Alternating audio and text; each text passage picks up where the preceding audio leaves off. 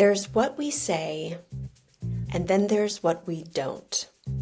And often it's the unspoken that holds the most power.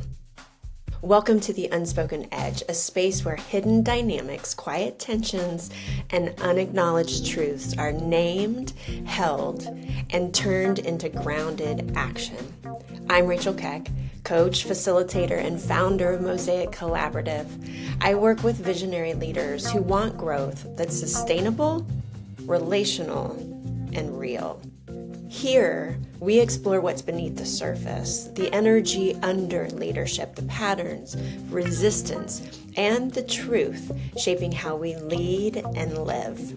In every episode, we'll name what's missing, hold what's tense, and follow the thread to what's real. Because clarity creates traction, and legacy, it's not just what you leave behind, it's how you lead today. Let's begin. Today we have Kyle Danner, Kansas City-based business extraordinaire person. He is on the top of my list when I have business ideas or really am looking for aligned business strategy. Kyle Danner is one of the top people that come to my head. So Kyle, do you want to say a little bit about what you do? Well, first of all, thanks for that really generous introduction, Rachel. I always enjoy when we get together. I always walk away with as many notes, if not more, than you do. So I always enjoy the time we spend together. So really what I do, I think the best way to sum it up is I coach leadership teams of entrepreneurial companies with the hope of the business owner, the founder, or the founding group being able to get everything they want out of their business. And so I take them through a process called EOS, the Entrepreneurial Operating System. And really what it is, it's a set of simple tools paired with a proven process to get leadership teams on the same page of the vision, but be able to bring that vision down to the ground, instill that discipline and accountability so they're always executing towards it while building a healthy leadership team. And then from there, the leadership team takes and rolls into the rest of the organization where everybody's on the same page of the vision, everybody's executing on that vision, and you build a healthy culture along the way. So I think I nailed the elevator speech. You did. That was beautiful. Well, and as you were going, I was thinking, number one, I love a good framework, and EOS is amazing. But what, particularly with you are not only helping implement this framework on a leadership team, but you bring some really interesting background. And I don't know, you're just one of those, there's a lot of amazing people in the world and a lot of All amazing right. people in Kansas City, but there's some people you meet that just have this interesting like soup pot of experience and personality. And I feel like you are one of those people. Oh my gosh, thank you. Well, I think that's why we get along so well. We both have a really interesting, our paths, Yeah, and I can't even remember the first time we crossed paths. We I know. can't even remember the first time we I crossed know. paths. I I can't remember we remember. It's connected been it was way a before couple, COVID, but yeah, but we met we reconnected shortly after COVID. And I think we were staring at each other at this networking, and it's like we know each other, we just don't know how. so true. That's how it goes. Well, okay, let's get started with the conversation. So, the question I have for you today is what is one quiet tension or invisible dynamic you've been navigating that once surfaced created unexpected traction or clarity?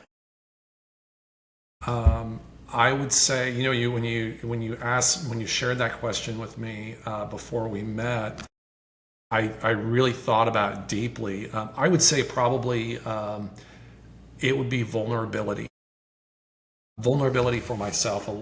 Kind of letting my guard down and bringing more of myself into my work with my clients, even into my personal relationships that in my world. And it kind of stemmed from, during COVID, I was in a relationship and person, he moved back to Dallas. He was here. He went to Dallas for graduate school and then found himself in Kansas City.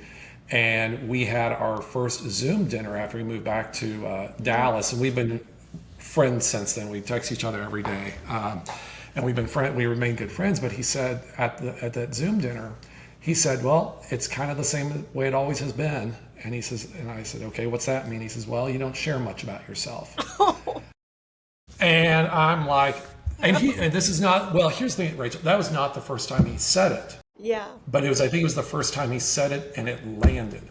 Oof. Yeah. Whenever people talk, when we have friends or we know what it's like in our profession where we come in and we say the thing that all of a sudden sounds like, oh my gosh, this massive revelation, and yet everybody around the table has been saying the same thing for years, and it finally the person in charge hears it. Just the advantage of being an outsider. But he said it, and it landed with me, and I realized, and it started kind of this trajectory for myself in realizing, and a couple different reasons for it, Rachel, is that one, I kind of grew up, there's personal and there's business, the lie we like to tell ourselves that, you keep them separate. We really don't. I think that was kind of working for me. I think it was also just bringing more of myself, trying to figure myself out, which I'm hoping that maybe I just turned 55. I might have made a little bit of progress in the last few years. But it was that vulnerability. And I found that once I kind of was letting my guard down more, letting people in more, bringing more of my authentic self into my work with my clients, my trajectory changed. And I think part of that was willing to take more risks in the people I was working with. Being more comfortable with challenging them, being okay with them challenging me. 95% of what I do and when I'm working with leadership teams is facilitation. I firmly believe that when you have the right people in the right seats around the table, you can solve 95 or 98% of the issues in your business or organization, whatever the case may be. But sometimes getting those conversations aligned and people hearing one another and feeling safe, it takes a facilitator to do that. And that's the thing I do really well. And that's the thing I love to do. And once I kind of got my head around that vulnerability, then also being willing to take risks and enter the danger, as Patrick Lencioni writes, it changed in so many different ways for me. I would have to say that's it. Yeah, because here's the thing. We know, because we deal, we work with people. We deal with people. You are an expert in culture, and you understand how culture works. And what's the worst thing that could possibly happen? Someone says no. Mm-hmm. Maybe the client fires you. They get mad at you. Whatever. As long as it's done in a respectful manner, of course, and honoring the people in the room. But that's the worst that can happen. Okay, that's really not that bad. No, but we've built, I'm 50, you're 55. We've spent a lifetime protecting. So it's kind of hard.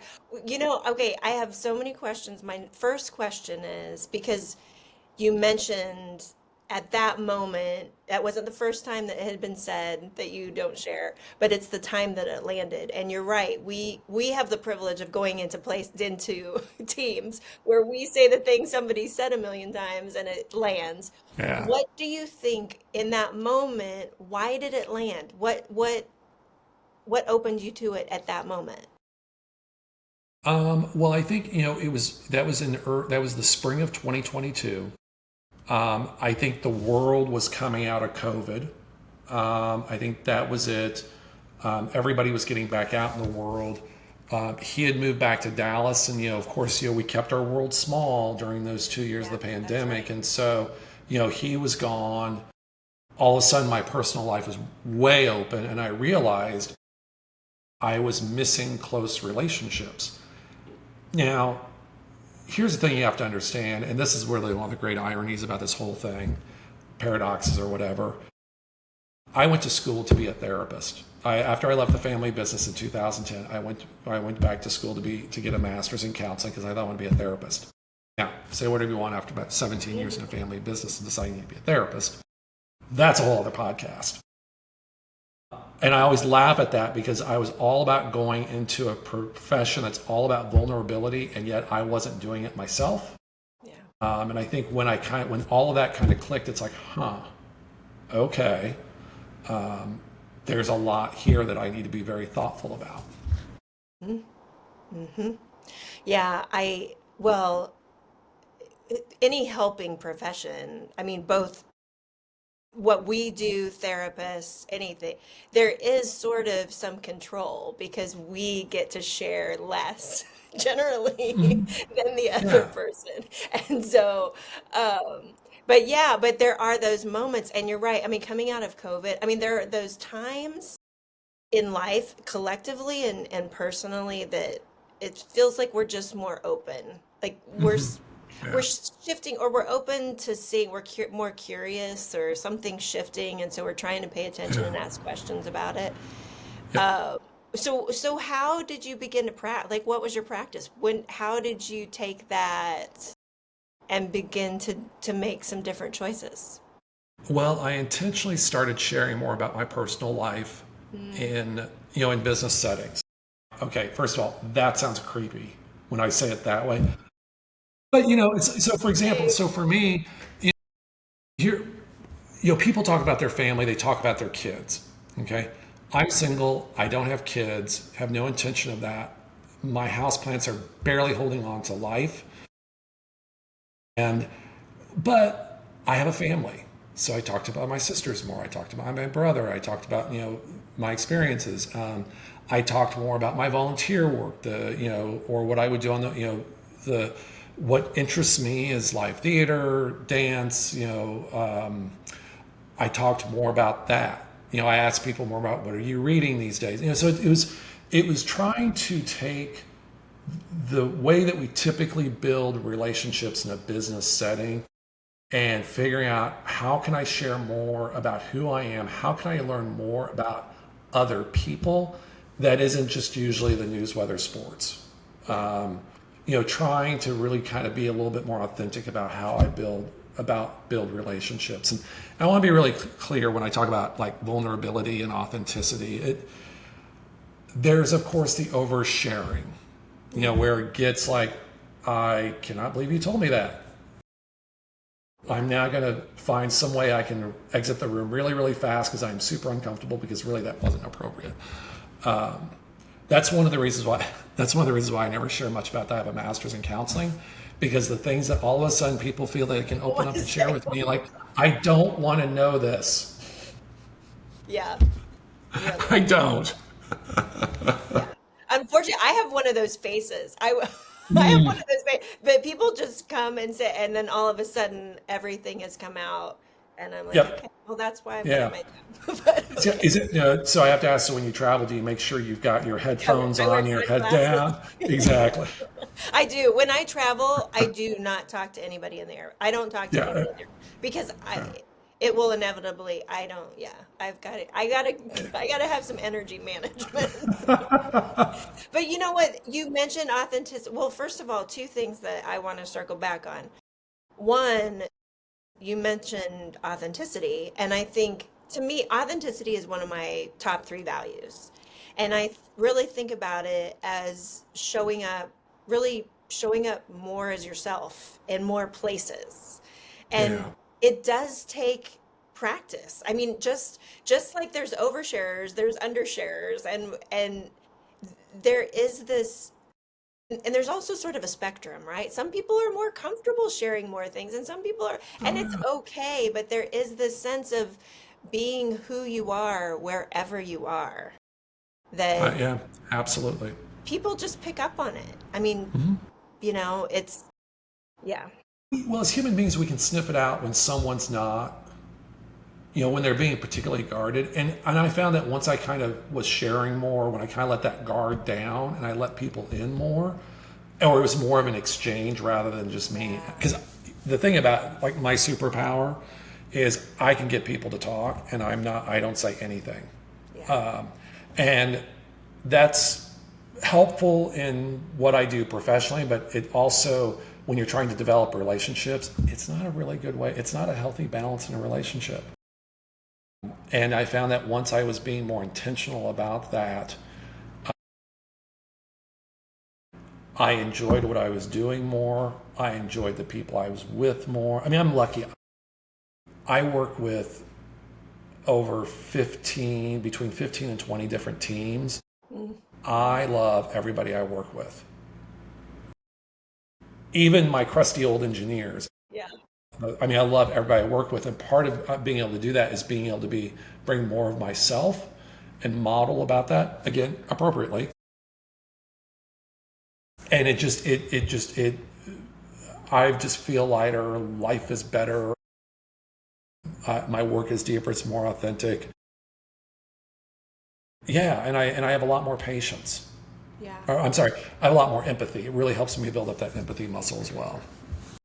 Yeah, I keep one of my themes for this year is reciprocity, and I'm think it's what you're sharing is making me think, particularly for leaders, right? That well, the patience, the empathy, the sustainability of it all.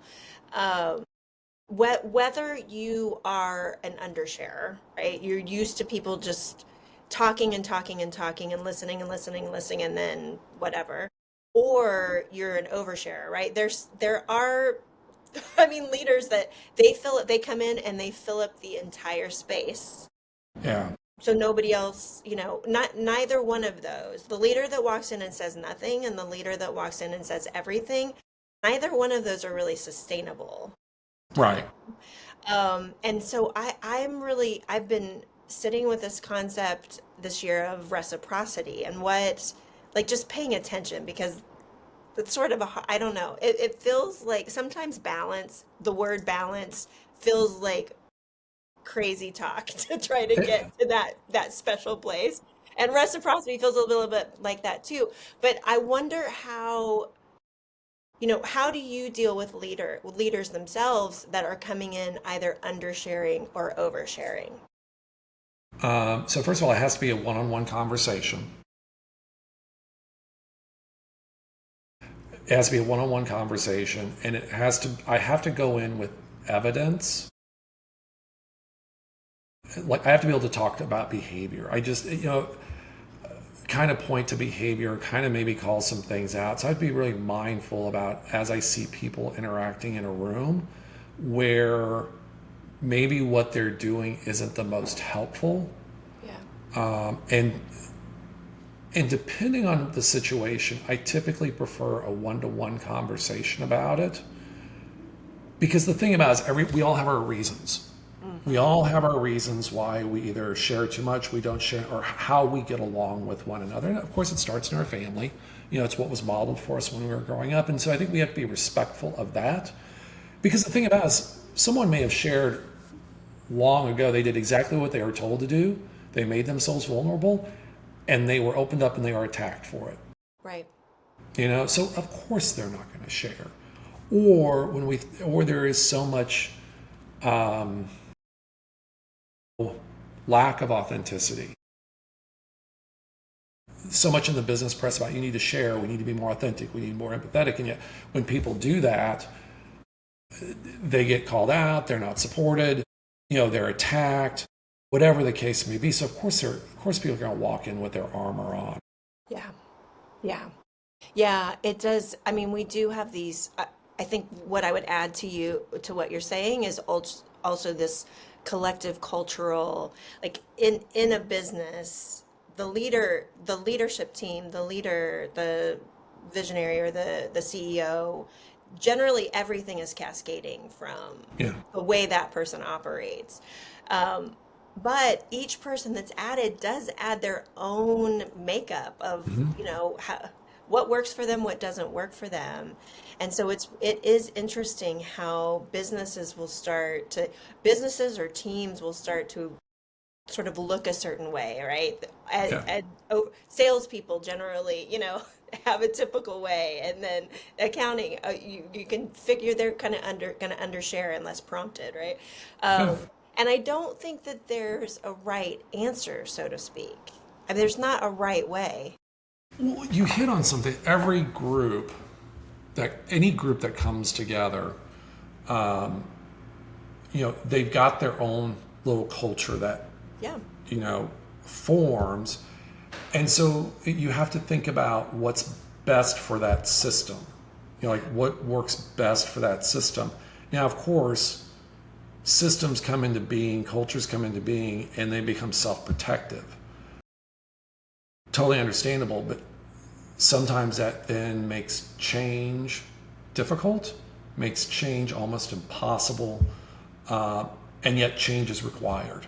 I mean, look at what we're dealing with right now. I mean, whether it's political dynamics, economic dynamics, everybody just trying to keep their head above water. I mean, it's for us to be able to navigate into the future, we got to be more flexible. The challenge with that is that systems will stay homeostasis. They will stay at their baseline. Trying to raise their baseline or create change is enormously difficult within a system. Well, I mean, heck, it's just hard for individuals one-on-one without all the other stuff. Yet we have to. I mean, we don't. It's not an option in this day and age. Yeah. Well, and I mean, our nervous systems have so much to do with this. Like, I know but you started by saying, like, keeping, you know, and there's still this idea that you can keep, your personal and professional, that you can kind of separate or compartmentalize things somehow. But I mean, your nervous system walks in and it's impacted by everything in your life. So it doesn't Absolutely. really. I'm curious. I want to ask this personally, and then when we think about organizations and teams, what do you think? How do you? I'm wondering about barriers and also like stretch points. So when Mm, you're showing up, like, so vulnerability, risking, yeah. what's your own measure, and what do you do to say, okay, I'm kind of shrinking back, like I'm going kind of back to some old patterns, or this is how I push myself forward. Yeah. Well, for me personally, it is. So if I'm in a session room and I'm hesitant to say something, if I sense something is going wrong or something's not quite right, if I catch myself not, if I catch myself erring on the side of caution and not calling it out, the thing I have to ask is like, is that for my comfort or is that for the comfort of the group? And so it's really kind of digging in because sometimes, so I've got a team that goes, I mean, it's really interesting. We talk about all my teams are different. I've got some teams that'll go head to head and it is something to behold, and yet they're good. I mean, it looks high conflict and they're good. They go at it and they go have lunch or dinner or drinks afterwards. It's all like nothing, and it is truly authentic. Hmm.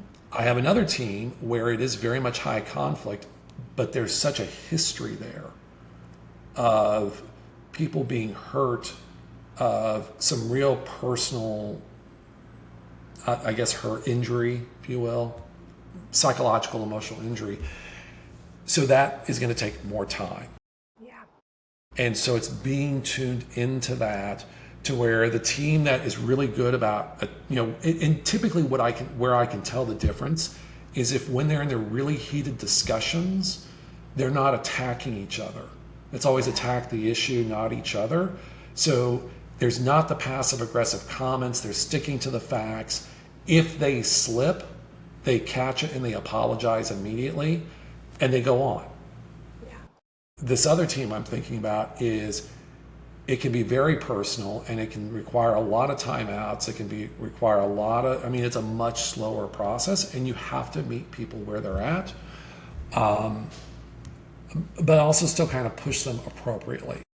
Yeah, like the team that can go head to head and they're good, I can get in their face, not a problem. We all get in each other's face. It's not a problem, okay? Because we understand where everybody's coming from. This other team, no, it's much more kid gloves and much more thoughtful on what I say, how it's worded, that kind of thing. Yeah, I mean, and that speaks to the there's these are complex. We're complex. Individually, we're complex, but then we Absolutely. get groups of us together, and it's even more complex. And it Yep. doesn't. It can look different ways, right? There can Absolutely. be different agreements with different groups, and there's just different personalities with different groups. And I think sometimes, and I know for myself that kind of coming in and out of groups, allowing it to sort of play out. I think for me, what I always watch for is what's left unsaid. Like how much are Yeah. we leaving? How much how much conversation is there outside um, that's sort of undercover?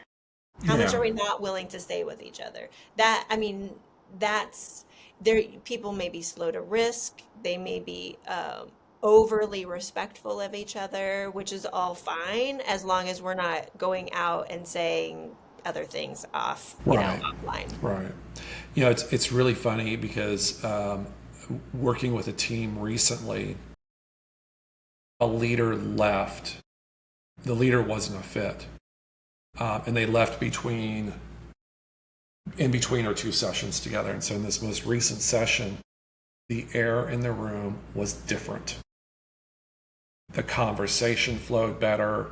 There was better accountability. Everybody was more direct.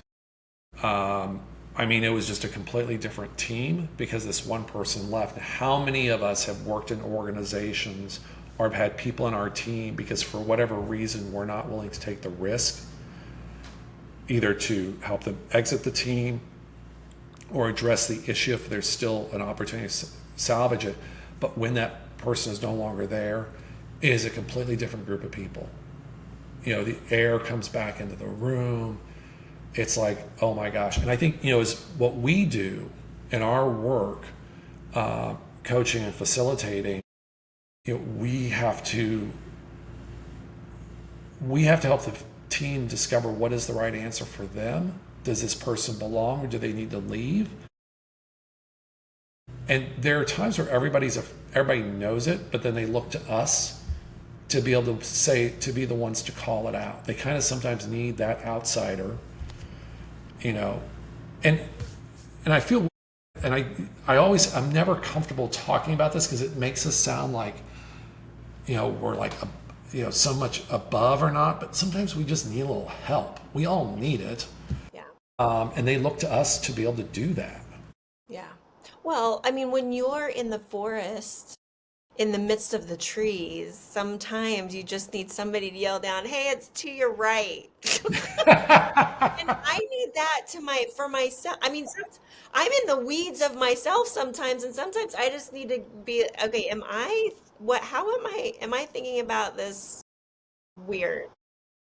So I had somebody I do some sales training, and my coach, we were role playing one day, and he says, you ask a lot of yes and no questions. I went to graduate school into a profession that is not about that. He just said that, and I busted out laughing because that's therapy. You're not when you're trying to be a therapist, it's all open-ended questions, you're right. I love that. Sometimes we just need somebody to call us out and say, no, it's to your right. Yeah. Like hot cold, Yeah. like Marco Polo. Exactly. I mean, we just, and I think we have to bring the empathy that we all have our blind spots, we the things we don't see, and we expect others to be open to us when we call it out. We have to be the same way ourselves, and laugh about it. Which is the risk, which is the practice of vulnerability and willing Absolutely. to risk being seen, making a mistake, getting it Oh wrong, yeah. having no idea what you're doing. Like these are all part of it. Well, and there are so many teams I work with where I say, you know, when sometimes they start an EOS journey or they're doing something new, you can already hear the collective eye roll of everybody else in the organization. Well, here we go again. This is the latest, greatest idea. And I just tell, and teams are concerned about that because they're concerned about credibility. They recognize that maybe they haven't been the best. They know they got to do something, but they're afraid, like, okay, here we go again. This is the latest business fad. And what I tell them is, call it out. Yeah. Just go ahead and call it out, acknowledge we haven't been the best, and then ask for help from everybody else in the organization. You want to talk about being vulnerable, putting that out there? Oh my God. And then be open when you're called out if you're not doing it quite right, or you're kind of losing track. We all need that. Yeah. We all just need that. Yeah. Feedback loops, listening. It's so important. Oh, this is so good. I love talking to you. Tell everybody how they can find you. You can find, I'm with eosworldwide.com/Kyle-Danner, KYLEDANNER. You can also find me by email, kyle.danner@eosworldwide.com, or you can just find me on LinkedIn. Awesome. Thank you for talking to me. Absolutely. I've enjoyed the conversation. Our guests bring such clarity and depth. If you want to explore more of their work, you'll find links in the show notes. And thank you, listener, for joining me on The Unspoken Edge, the place where we name what's missing so you can lead from what matters. If something resonated with you today, share this episode with a friend or a colleague. Leave a review or subscribe so you don't miss what's next. And if you're navigating unseen tensions in your leadership or culture, let's connect. You'll find me at mosaiccollaborative.com, because legacy isn't a final chapter. It's what you live into, one conversation at a time.